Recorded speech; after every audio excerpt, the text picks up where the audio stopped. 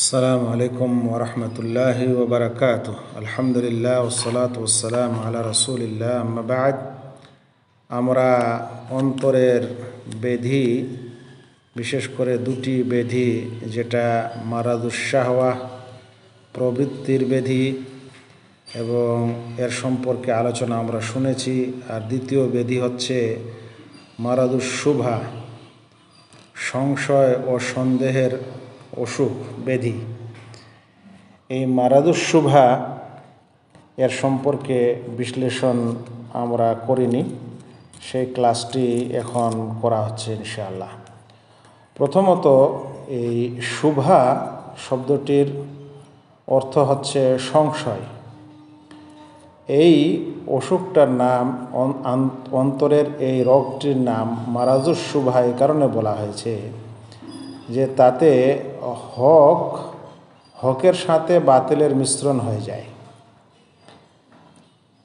হয়ে যায় এবং সে কারণে সংশয় সৃষ্টি হয়, সন্দেহ সৃষ্টি হয় যে কোনটা হক আর কোনটা বাতিল। এই সংশয়ের কারণেই এর নাম রাখা হয়েছে মারাদুশ শুভা,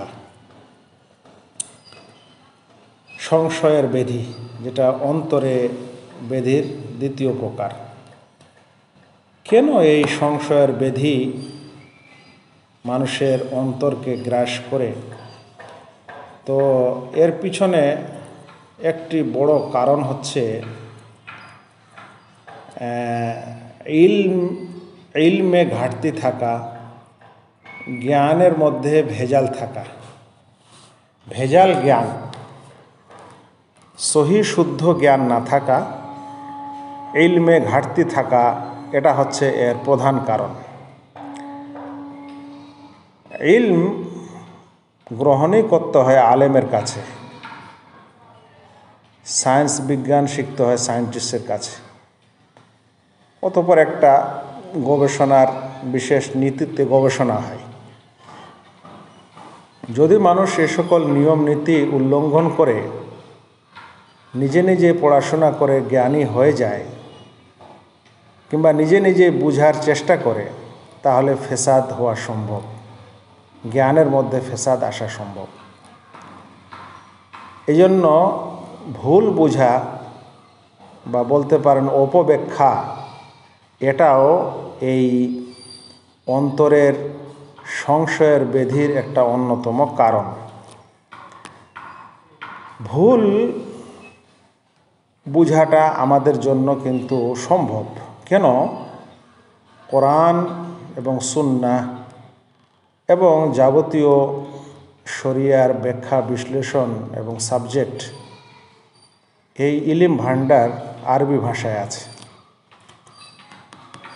আরবি ভাষা ছাড়া ইসলাম কখনোই সম্পূর্ণ না। এখন আরবি ভাষা এবং এই সাবজেক্টগুলির পরিভাষা মিলিয়ে এই ইলম ও জ্ঞান, এই জ্ঞান ভান্ডারকে শিক্ষার জন্য অল্প ইলিম দিয়ে হবে না। এছাড়া যদি কোনো মানুষ অনুবাদ বা অন্য ভাষা দিয়ে এটা পড়ে, তাহলে কিন্তু মূল স্থানে সে যেতেও পারবে না। সেজন্য অনুবাদে ত্রুটি হলে সে বই পড়ে সে লেখালেখি করবে, সেটা তো ত্রুটি থাকবে। এ কারণে ভুল ইলম, ভুল ব্যাখ্যা, অল্প ইলমে ফেসাদ, এটা কিন্তু এই কারণেই হয় যে যতখানি জ্ঞানের দরকার ততখানি জ্ঞান নেই, আর সে হয়তো গবেষণা ফতোয়া ইত্যাদি দিয়েছে বা বোঝার চেষ্টা করছে নিজে নিজে। একটা তাজা উদাহরণ দিই। কালকে এক ভাই বললেন যে কোনো এক গ্রামের এক ব্যক্তি, তিনি হচ্ছেন ফেতরার সর্দার। আমাদের গ্রামের মানুষ আপনারা জানেন, ফেতরা যার কাছে জমা হয় অতঃপর সে বিতরণ করে। এখন ফেতরা জমা হয়েছে এবং সে নিজেকে এখন বলছে আমি এই গ্রামের খলিফা এবং খেলাফত একটি পরিভাষা। ইসলামের নবীগণের পর সবচেয়ে বড় মর্যাদা সম্পন্ন একটা দেশ পরিচালনার বড় পদ, হাকেম, হুকুমরান, রাষ্ট্র পরিচালনা করার সবচেয়ে নবুয়তের পর সবচেয়ে উত্তম হচ্ছে খেলাফত পদ্ধতি। এখন 4টা গ্রাম মিলে যদি কেউ তার কাছে ফেতরা জমা করে আর সে নিজেকে খলিফা দাবি করে নেয়, তাহলে এটাকে কি বলবেন? কিসের কারণে এটা হয়েছে? এটাই হয়েছে কম জ্ঞানের কারণে। 2 মাস পর্যন্ত দেখা যাচ্ছে সে ফেতরা তার মসজিদে জমা আছে। কেউ জিজ্ঞাসা করলো এগুলো কি, তো বলছে ফেতরা, চাল। কেন জমা আছে? বলছে আমি খলিফা, আমি গ্রামের মানুষের প্রয়োজন হিসাবে যখন ইচ্ছা হবে, যাদের দেওয়ার প্রয়োজন হবে তখন দিব। কিন্তু এই ফেতরা যে তাকে ঈদগাহে যাওয়ার আগেই দিতে হবে, সেটার উপরও আমল করে না। এটাই হচ্ছে এই অন্তরে শুভার বেধির অন্যতম কারণ। উল্লেখ্য, এরকম অল্প জ্ঞান ও ভুল ব্যাখ্যার কারণেই কিন্তু পৃথিবীতে বহু দল, উপদল, সংগঠন ইত্যাদি তৈরি হয়েছে। আর সবগুলার কারণ হচ্ছে এই অন্তরের ফেসাদ, সংশয়ের বেধিতে তারা লিপ্ত। এবং সেই ভুল ব্যাখ্যার উপর প্রতিষ্ঠিত একটি সংগঠন, আর ওই সংগঠনের ডালপালাও এখনও চলছে। এগুলো খুব মারাত্মক জিনিস। যাই হোক, তো এটা হলো কারণ। এর সাথে সাথে যদি মন্দ উদ্দেশ্য থাকে, এক তো ভুল ব্যাখ্যা, অল্প জ্ঞান, তার উপর উদ্দেশ্য আবার মন্দ। যেমন অনেকগুলো এমন দুনিয়াতে সংগঠন আছে যেগুলা ইসলাম শত্রুদের চক্রান্ত, মুসলিমদেরকেই সংগঠন বানিয়ে তারা পিছন থেকে পরিচালনা করে।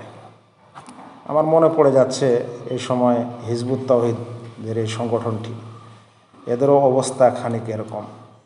তো এরা তো কম জ্ঞান, ভুল ব্যাখ্যা, তার উপর আবার অন্তর কানা, উদ্দেশ্য খারাপ। তাহলে এটা আরও ভয়ঙ্কর পর্যায়ে নিয়ে যায়। আচ্ছা, কি বেধিগুলিকে আমরা আন্তরিক সংশয়ের বেধি বলতে পারি, অন্তরের সংশয় বেধি বলতে পারি? তার মধ্যে সবচেয়ে বড় বেধিটি হচ্ছে বিদআতের শুভা, বিদআতের সংশয়। অন্তরে এমন কিছু বিদআত তার কাছে সুন্নাহ মনে হয়েছে, যেগুলো সে সওয়াবের মনে করে হয়তো পালন করে বা আমল করে। এরূপ যেমন ধরে নেন আজকালকে মিলাদ নবী সাল্লাল্লাহু আলাইহি সাল্লামের জন্মদিবস পালন করা, এটা শুভা সংশয়। নবীর সম্মানে এরকম করতে হয়, নবীর সম্মানে ক্যাম করতে হয়, নবীর সম্মানে এই করতে হয়, সেই করতে হয়, সব সংশয়ের বেধি। অনুরূপ শিরক, কুফর, এগুলোও কিন্তু অন্তরের বেধি। মানুষ বিভিন্ন ক্ষেত্রে কুফরি করে কাফের হয়, তার মধ্যে তার অন্তরে সংশয় থাকে। কে জানে আল্লাহ আছে কি নাই, কোনো দিন দেখা গেল না, কেউ দেখতেও পেল না, এমনি মানি। এই কারণে তো নাস্তিক্যবাদ তৈরি হয়েছে, যা দেখি না তা মানি না, সংশয়। এভাবে মুনাফিকি, নেফাক, এটা সংশয়, উদ্দেশ্য খারাপ তাদের অন্তরে। এভাবে বড় শিরকগুলাও সংশয়, যে আল্লাহর কাছে পৌঁছে যাবে না, তাই একটা আল্লাহর ওলিকে ধরতে হবে। এইভাবে শুরু হয়ে গেল তার শিরকের রাস্তা, প্রশস্ত হয়। এগুলো সব হলো অন্তরের বেধির কারণ। এখন প্রশ্ন হচ্ছে যে এই সংশয়ের বেধি আর প্রবৃত্তির বেধি, এই দুটির মধ্যে কোন বেধিটি সবচেয়ে বড়? আসলে সংশয়ের বেধি প্রবৃত্তির বেধির চাইতে বড়। কারণ প্রবৃত্তির চাহিদায় মানুষ যে সকল কাজকর্ম করে মনের তাড়নায়, সেগুলো হারাম হলো। মনে করেন যে মদ কেউ পান করে, হারাম জানে কিন্তু বিশেষ সঙ্গের দোষে পান করে ফেলেছে, বেবিচার করেছে, কিন্তু তার অন্তরে এটা আছে যে এটা হারাম জিনিস, আমার দ্বারা ভুল হয়েছে। সে কারণে সে এই অন্তরের এই বেধিটির কোনো না কোনো সময় সে অনুতপ্ত হতে পারে, তওবা করতে পারে, লজ্জিত হতে পারে, মানে সেটা ছাড়তে পারে। কিন্তু যেটা শুভা, সংশয়ের যেটা বেধি, সেটা কিন্তু তার অন্তরে গুনার জিনিস নয়, বরং হক বাতিলের সাথে মিশ্রণ হয়ে সেটা তার কাছে হক হয়ে গেছে, না হকটা হক হয়ে গেছে। তখন তার কাছে না হকটাই হক মনে হয়। তো এই ব্যাধি এমন একটি ব্যাধি, তার কিন্তু চিকিৎসা নাই, সে তওবা করারও সুযোগ পায় না।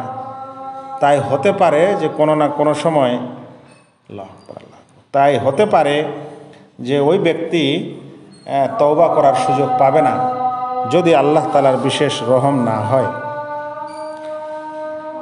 এখানে শাইখুল ইসলাম ইবনে তাইমিয়া রাহিমাহুল্লাহ তার ছাত্র ইবনুল কাইয়্যিম রাহিমাহুল্লাহকে একটা পরামর্শ দিয়েছেন যে যদি সংশয় তোমার কাছে আসে তাহলে তোমার অন্তরটা কেমন হবে। প্রত্যেক মানুষের অন্তরে সংশয়, প্রবৃত্তি এগুলো সব আসতেই থাকবে, কিন্তু আসলে তুমি কেমন হবে। বলছে তোমার অন্তরটা যেন স্পঞ্জের মতো না হয়, কারণ স্পঞ্জ যেমন যেমন যেমন পানি পড়ে তেমন তেমন চুষে, সব পানিকে চুষে ধরে রাখে,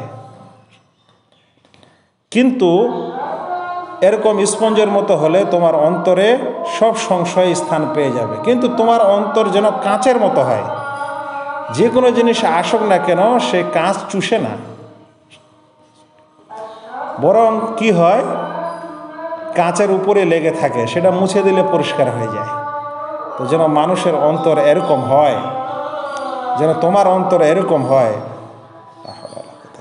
এটা শাইখুল ইসলাম ইবনে তাইমিয়া ইবনুল কাইয়্যিম রাহিমাহুল্লাহকে এটা পরামর্শ দিয়েছিলেন। সে কারণে আমরাও মুমিন হিসাবে আমাদেরকে এই নিয়মই থাকতে হবে। এগুলো হলো আমাদের ওলামা, আমাদের সালাফ। আজকাল বিভিন্ন সংশয় আমাদের অন্তরে আসতে পারে। কেমন সংশয় আসতে পারে?